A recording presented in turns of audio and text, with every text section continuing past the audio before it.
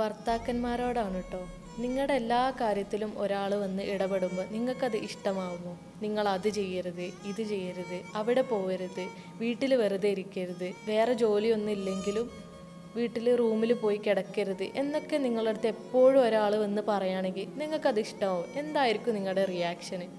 സ്വാഭാവികമായിട്ടും ദേഷ്യം. എന്നാൽ നിങ്ങളുടെ ഭാര്യയെ നിരന്തരമായിട്ട് നിങ്ങളുടെ പാരൻസും സിസ്റ്റേഴ്സും വന്ന് കൺട്രോൾ ചെയ്യുക, അതുപോലെ തന്നെ അവർക്ക് അവരുടേതായിട്ടുള്ള സ്വന്തമായിട്ടൊരു തീരുമാനം എടുക്കാൻ പറ്റാത്തൊരവസ്ഥ, ഈ ഒരു കാര്യങ്ങളൊക്കെ നിങ്ങൾ ഭർത്താക്കന്മാരോട് വന്ന് അവർ പറയുമ്പോൾ നിങ്ങൾക്ക് പലപ്പോഴും ഇറിറ്റേഷൻ തോന്നാറുണ്ടല്ലേ? പക്ഷേ നിങ്ങളുടെ ഭാര്യയ്ക്ക് വേണ്ടി ഒരു ബൗണ്ടറി നിങ്ങളുടെ പാരൻസിൻ്റെ ഇടയിൽ നിങ്ങളാണ് സെറ്റ് ചെയ്ത് കൊടുക്കേണ്ടത്.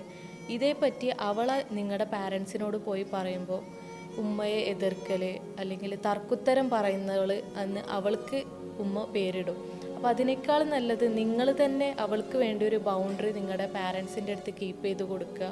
അവൾ അങ്ങനെയാണെന്ന് അവരുടെ അടുത്ത് പറഞ്ഞ് മനസ്സിലാക്കി കൊടുക്കണം.